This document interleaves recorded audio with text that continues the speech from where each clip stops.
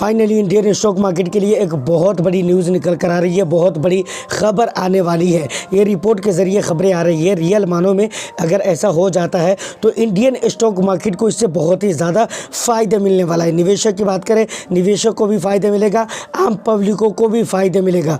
लेकिन ये फ़ायदे कैसे मिलेगा, क्या फ़ायदा हो सकता है, उसके ऊपर आज की इस पूरी वीडियो में डिटेल से बात करेंगे। वीडियो ऑफ कोर्स बहुत ही अच्छी होने वाली है। एक लाइक कर दीजिए, शेयर कर दीजिए। चैनल को अगर अभी तक आपने सब्सक्राइब नहीं किया है तो चैनल को भी ज़रूर सब्सक्राइब कर ले, क्योंकि इस तरह के इंटरेस्टिंग कंटेंट मैं आपके लिए लेकर आता रहता हूँ। देखिए, अभी जो खबरें मैं आपको बताने वाला हूँ भाई, ये ऑफिशियल खबर नहीं है। सबसे पहले तो मैं आपको ये डिस्क्लेमर बता देना चाहता हूँ, ये अभी रिपोर्ट के ज़रिए खबरें आ रही है, सोर्सेज के ज़रिए खबरें आ रही है। तो बहुत सारी खबरें होती है जो सोर्सेज के ज़रिए आती है, लेकिन बाद में चलकर वो हकीकत में बदल जाती है। वही चीज़ें ऑफिशियली भी निकल कर आ जाती है। लेकिन कई मरतबा ऐसा होता है कि भाई जो चीज़ें रिसोर्सेस या फिर रिपोर्ट के ज़रिए होती है वो सही नहीं भी होती है। तो ये चीज़ आपको सबसे पहले माइंड में रहना चाहिए कि भाई ये जो खबरें हैं वो रिपोर्ट और रिसोर्सेज के ज़रिए आने वाली खबरें हैं। देखिए, खबरें क्या है, सबसे पहले इस बात को आप समझिए कि हमारी इंडिया के लिए जो सबसे मेजर प्रॉब्लम रहा है वो रहा है जीडीपी ग्रोथ। बात को समझ रहे हैं। फ़िलहाल जो मार्केट के अंदर आप देखें या फिर इंडिया का जीडीपी ग्रोथ देखें तो बहुत ज़्यादा डाउनफॉल आ चुका है। इंडिया का जो जीडीपी ग्रोथ है वो बहुत ज़्यादा स्लो डाउन हो चुका है, और ये इंडिया का सबसे मेजर और पहला प्रॉब्लम है जिसका दूर करना बहुत ही ज़्यादा इम्पोर्टेंट है हर किसी के लिए। इसमें भलाई नागरिक की भी है और सरकार की भी है भाई। और दूसरी बात, कॉरपोरेट वगैरह के एंगल से आप देखते हैं तो वहाँ पर भी भलाई आपको देखने को मिलती है। तो सबसे मेन मुद्दा क्या है, कंजप्शन को बढ़ावा देने के लिए सरकार ने अभी कई सारे ऐसे कदम उठाए थे। जैसे मैं आपको बता दूं कि टैक्स के अंदर रिबेट वगैरह का जो छूट वगैरह आपको देखने को मिला, वो सारी चीज़ें इसीलिए थी कि भाई कंजप्शन बढ़ना चाहिए, लोगों के पास पैसे बचेंगे। लोग पैसे जब खर्च करेंगे तो भाई पैसे बचेंगे तब तो खर्च करेंगे ना, और ऑफ कोर्स जब पैसे खर्च करेंगे तो वो कंजप्शन बढ़ाने में हेल्प मिलेगा। तो सरकार का ये कदम था। लेकिन इससे भी पहले एक कदम सरकार ने और भी उठाया था, और वो 1 लाख करोड़ रुपये का मतलब स्टिमुलस पैकेज वगैरह डाला था, समझ रहे हैं, बाज़ार के अंदर, क्योंकि लिक्विडिटी आ जाए, कंजप्शन बढ़े, ये सारे मैटर थे जिसकी वजह से बाज़ार के अंदर डाला गया। मतलब लिक्विडिटी की वजह से डाला गया था, और लिक्विडिटी भी स्टॉक मार्केट के लिए बहुत ही पॉजिटिव साइन होता है कि भाई मार्केट अच्छा परफॉर्म करेगा। लेकिन इन तमाम तरह कहानियों के बावजूद मार्केट को देखें तो भाई उतना अच्छा रिएक्ट नहीं कर रहा है, और मार्केट की हालत उतनी ज़्यादा सुधारने में नहीं देखने को मिल रही है। फाइनली अब जो सरकार का कदम है वो एक और भी कदम है, इसलिए कि भाई मार्केट उसको पॉजिटिव ले और कंजप्शन बढ़ना चाहिए, ख़रीदारी लेन देन बढ़ना चाहिए, ज़्यादा से ज़्यादा सामान प्रोडक्ट वगैरह सेल होने चाहिए। और वो फोकस क्या है, किस चीज़ के ऊपर अब बात हो रही है, वो हो रही है जीएसटी के ऊपर बात। सरकार का मानना है कि भाई अगर हम जीएसटी के अंदर कुछ देखभाल कर दे, या जीएसटी के अंदर अगर कुछ हम हेरा फेरी कर दे, बदलाव कर दे, मतलब हेरा फेरी मतलब बोले तो बदलाव अगर हम कर देते हैं तो हो सकता है पब्लिक को इससे फ़ायदा बढ़े और इससे कंजप्शन बढ़ सकता है। सबसे पहले आप ये समझिए कि किस किस रेट के जीएसटी हमारे यहाँ पर इम्प्लीमेंट है फ़िलहाल आज के डेट में, प्रेजेंट में। सबसे पहले कुछ प्रोडक्ट ऐसे हैं जिस पे 0 जीएसटी है, समझ रहे ना, और कुछ प्रोडक्ट ऐसे हैं जहां पर आपको 5% जीएसटी देने पड़ते हैं। उसके बाद कुछ प्रोडक्ट ऐसे हैं जहां पर आपको 12%, कुछ पे 18% और कुछ पे 28% आपको जीएसटी देने पड़ते हैं। तो अब यहां पर जो बातें हो रही है वो ये हो रही है कि भाई 12 और 18% के जो जीएसटी है, हो सकता है इन दोनों में से किसी एक को ख़त्म किया जा सकता है। मतलब मैं आपको बताया ना कि कुछ चीज़ें ऐसी है जहाँ पर 12% जीएसटी लगती है, तो सरकार का ये मानना है कि ऐसा है कि 12% को हटा देंगे या 18% को हटा देंगे, समझ रहे हैं। तो अब उन प्रोडक्ट्स के ऊपर जो जीएसटी लगेंगे वो किस हिसाब किताब से लगेंगे, तो उसको इस हिसाब से कैलकुलेट किया जाएगा कि 12% जीएसटी के अंदर में जितने भी प्रोडक्ट्स आते हैं उनमें से कुछ प्रोडक्ट्स ऐसे होंगे जिनको 5% जीएसटी में शिफ्ट कर दिए जाएंगे, और कुछ प्रोडक्ट्स ऐसे होंगे जिनको 18% में शिफ्ट कर दिए जाएंगे। और अगर 18% जीएसटी को हटा देता है तो कुछ प्रोडक्ट ऐसे होंगे जिनको 12% और कुछ को 28 या फिर 5% में शिफ्ट कर दिया जाएगा। मतलब एक लेवल को यहाँ से ख़त्म करना ज़रूरी है।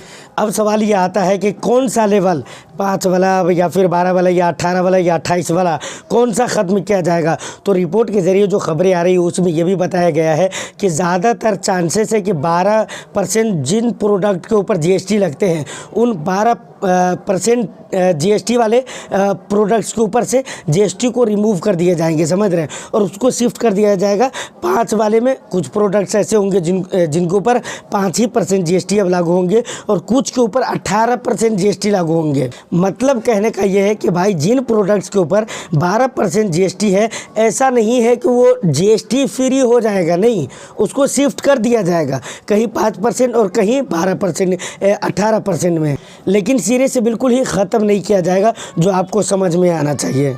तो उम्मीद है कि आपको यहाँ तक ये सारी बातें समझ में आ चुकी होगी। अब मेन सवाल आता है कि भाई अगर रियल में ऐसा हो जाता है तो क्या बाज़ार को फ़ायदा पहुँचेगा और इंडिया के अंदर जो कंजप्शन का प्रॉब्लम है वो कंजप्शन का प्रॉब्लम सोल्व होता हुआ दिख सकता है या नहीं दिख सकता है। देखिए, सबसे पहली बात मैं आपको बताना चाहूँगा कि जिस देश के ऊपर छोटी छोटी चीज़ों के ऊपर जीएसटी लगी हुई हो, पॉपकॉर्न जैसी चीज़ों के ऊपर जीएसटी लगी हुई है और उसको भी 3 तरह के कैटेगरीज में बाँट कर अलग अलग तरीके से जीएसटी लगाया गया हो और कहीं पर फ्री कह दिया गया हो, तो आप सोच कर देखें इतना छोटा सा माइनर जो फ़र्क नज़र आएगा तो उसका बहुत ज़्यादा इम्पेक्ट आपको न कंजप्शन के ऊपर देखने को मिलेगा और न बाज़ार के ऊपर देखने को मिलेगा।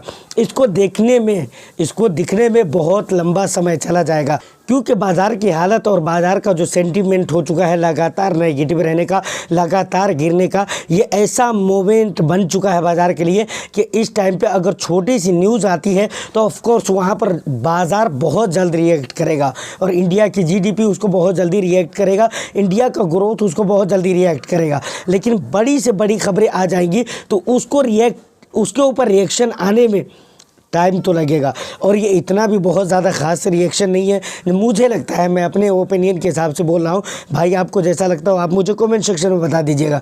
तो मुझे तो ऐसा लगता है कि भाई ये इतना बड़ा रिएक्शन नहीं है, इतना बड़ा कुछ ख़ास नहीं है जिसकी वजह से बाज़ार के अंदर या फिर इंडिया के जीडीपी के जो डाउनफॉल चल रहे हैं।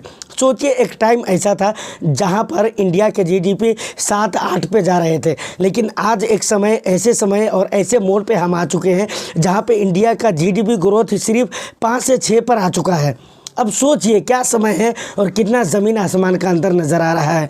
तो ऐसे समय में ये बहुत ज़्यादा मैटर नहीं करेगा, इसको मैटर करते करते बहुत लंबा समय गुजरेगा, मुझे ऐसा लगता है। लेकिन ठीक है, कोई बात नहीं है, इसका असर देखने में चाहे जितना भी टाइम लगे, ठीक है। सरकार अगर हमारी गवर्नमेंट अगर अच्छा कर रही है भाई, उसके छोटे छोटे जो कदम उठ रहे हैं, समझ रहे हैं ना, अच्छाई के लिए, पॉजिटिविटी की तरफ अगर रियल मानों में ऐसा हो जाता है तो ठीक है, सरकार का ये काम सराहना वाला काम ज़रूर होगा, तो हम इसका सराहना ज़रूर करते हैं। सरकार का ये कदम ऑफकोर्स अच्छा है और मैं तो ये कहता हूँ, बहुत दिन पहले मैंने कहा था कि भाई 12 लाख रुपए की ईयरली कमाई के ऊपर जो आप टैक्स को छूट दे रहे हैं, मतलब छूट क्या, रिबेट जो दे रहे हैं पब्लिक को, तो 12 लाख रुपए की ईयरली कमाई तो कोई करता ही नहीं है, कोई नहीं करता, मतलब ज़्यादातर लोग नहीं करते, समझ रहे ना, बहुत गिने चुने लोग हैं। इसके ऊपर मैंने एक डिटेल में वीडियो बनाया था कि इंडिया के अंदर कितने % लोग हैं जो महीने का 50,000 रुपये, 20,000 रुपये, 15,000, 40,000, 1 लाख, 1.5 लाख और 5 लाख, 10 लाख, 12 लाख रुपये कमाते हैं और 1 लाख, 1.5 लाख, 1 करोड़ वगैरह कमाते हैं, 5 करोड़ वगैरह कमाते हैं। मैंने डिटेल वीडियो बनाया हुआ था जिसमें मैंने आपको बताया हुआ था। तो मेरे कहने का ये मतलब है, उस वीडियो में मैंने कहा हुआ था कि भाई मैं ये चाहता हूँ कि आप 12 लाख रुपये ईयरली कमाई पे आप रिबेट दे न दे, वो अलग चीज़ है, वो दीजिए ना दीजिए अलग चीज़ है, क्योंकि उससे मेरे को बहुत ज़्यादा मतलब नहीं, क्योंकि बहुत ज़्यादातर लोग इतने कमाते नहीं हैं सालाना। मैं ये कहना चाहता हूँ कि छोटी छोटी चीज़ों के ऊपर जो जीएसटी है उसको बिल्कुल ज़ीरो कर दीजिए। तो यहाँ पर ज़ीरो करने की बात नहीं होगी, उसको रिप्लेस करने की बात चल रही है, ठीक है, फिर भी मुझे एक्सेप्ट है, कोई दिक्कत वाली बात नहीं है। दूसरी बात यह है, कैपिटल गेन टैक्स जो है, जो स्टॉक मार्केट और म्यूचुअल फंड के अंदर लगाए जाते हैं, उसको थोड़ा आप कम करिए, क्योंकि एक टाइम ऐसा था जब कैपिटल मार्केट के अंदर यानी स्टॉक मार्केट और म्यूचुअल फंड के अंदर टैक्स था ही नहीं, फिर उसको टैक्स लाया गया, फिर उसमें बढ़ावा किया गया और फिर बढ़ा दिया गया, और अभी आप देख लीजिए। और मुझे लगता है कि आने वाला समय में इन्वेस्टर्स की संख्या बढ़ती रही म्यूचुअल फंड के अंदर, तो मुझे लगता है कि इसके ऊपर और भी टैक्स बढ़ाया जा सकता है, मुझे ऐसा लग रहा है, समझ रहे हैं ना, क्योंकि आरबीआई वाले चिल्ला रहे हैं कि भाई बैंक के अंदर पैसे नहीं आ रहे। तो वो लोग भी मतलब सब अपने फ़ायदे का सोच रहे हैं। बैंक के अंदर पैसे नहीं आ रहे, एफडी में पैसे नहीं आ रहे, आरडी में नहीं आ रहे, लोगों के पास अब नॉलेज बढ़ रहा है, लोग अब जानकार बन रहे हैं, तो वो अपने निवेश कर रहे हैं। अब वहाँ पर आप सोच कर देखें 6 से 7% आप एफडी वे दे रहे हैं, जो इन्फ्लेशन को भी सही से बीट नहीं कर पा रहा है। या एक तरह से अगर हम मान लें कि इन्फ्लेशन को बीट कर ही रहा है, फिर भी तो पैसे की वैल्यू वही रहेगी ना। तो ऐसी जगह पे निवेश करके और पैसे लगाकर मुझे नहीं लगता है कि कुछ भला होने वाला है गरीब का। तो इसीलिए आरबीआई अगर ये चाहती है या फिर बैंक ये चाहती है कि भाई ठीक है एफडी वगैरह में पैसे आने चाहिए, तो एफडी वगैरह के आप कुछ भला करिए, वहाँ पर कुछ अच्छा कदम उठाइए। कुछ वहाँ पर टैक्स वगैरह में 1-2 एफडी के टैक्स इतने ज़्यादा हैं, समझ रहे हैं ना, और रिटर्न्स वही हाल है, तो कैसे कोई निवेश करना पसंद करेगा। तो ये सारी बात है और इसकी वजह से म्यूचुअल फंड के अंदर टैक्स भराए जा रहे हैं कि भाई वहाँ पर ज़्यादा निवेश हो रहा है, वहाँ पर भर भर कर लोगों को पैसे बन रहे हैं, इसलिए वहाँ पर टैक्स लगाओ। या तो लोग निवेश ही नहीं करेंगे या निवेश करेंगे तो हाई लेवल का टैक्स वहाँ पर भी उसको पे करना पड़ेगा।